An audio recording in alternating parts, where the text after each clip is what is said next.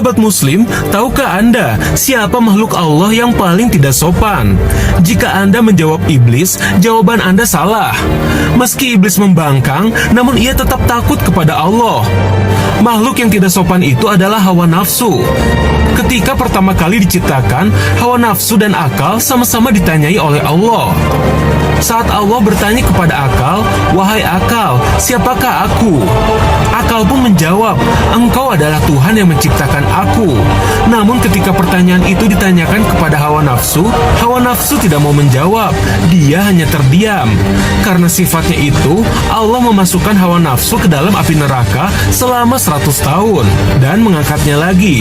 Kemudian hawa nafsu ditanya kembali oleh Allah, "Wahai hawa nafsu, siapakah aku dan siapakah engkau?" Hawa nafsu menjawab, "Aku adalah aku dan engkau adalah engkau." Lalu Allah memasukkan nafsu ke dalam neraka ju'u, yaitu neraka yang penuh dengan rasa lapar selama 100 tahun. Setelah dikeluarkan, maka Allah bertanya kembali, "Siapakah engkau dan siapakah aku?" Setelah disiksa di neraka ju'u, barulah nafsu mengakui dengan berkata, "Aku adalah hambamu dan engkau adalah Tuhanku." Sahabat Muslim, kisah tadi menggambarkan betapa kerasnya dan kuatnya sifat hawa nafsu. Oleh karena itu, pentingnya mengendalikan hawa nafsu. Terlebih nanti di saat berpuasa di bulan Ramadan. Jika nafsu dan bisikan setan merupakan sesuatu yang berbeda, lalu apa hubungan keduanya? Dan manakah yang pantas diwaspadai dalam ajakan berbuat dosa? Sebelum menjawab hal tersebut, kita harus mengesampingkan terlebih dahulu gambaran setan sebagai bentuk makhluk. Karena sejatinya, setan merupakan bentuk sifat. Hal ini seperti disebutkan Ibnu Katsir yang menyatakan bahwa setan adalah semua yang keluar dari tabiat jenisnya dengan kejelekan. Jadi sederhananya, sifat buruk setan itu bisa dinisbatkan kepada jin dan bisa juga dinisbatkan kepada manusia. Sedangkan jin yang tunduk kepada iblis akan menjadi pengikut iblis dan menjadi bala tentaranya, serta mendapat sebutan setan dari kalangan jin.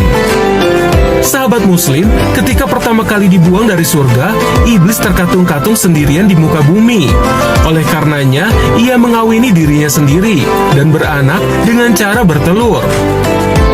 Di awal perkawinannya tersebut, iblis mengeluarkan 5 buah telur pertamanya, yang kemudian disebarkan ke penjuru bumi. Lalu bagaimana bisa iblis memiliki keturunan yang sangat banyak?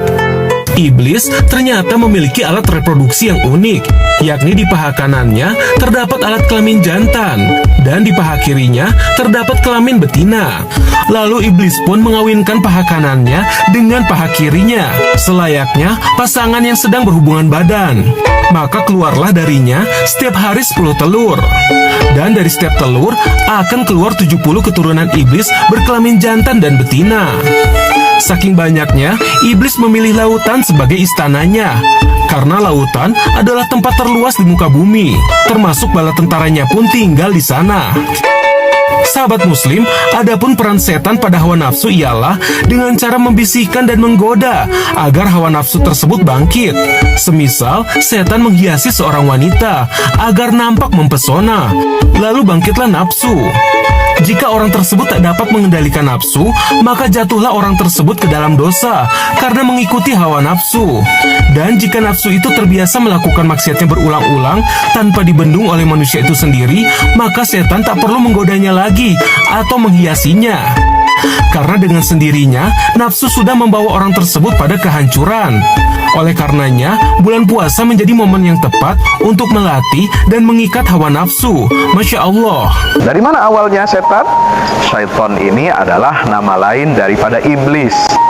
Iblis itu adalah tadinya merupakan salah satu makhluk Allah yang baik, yang selalu memuji Allah, bertasbih kepada Allah.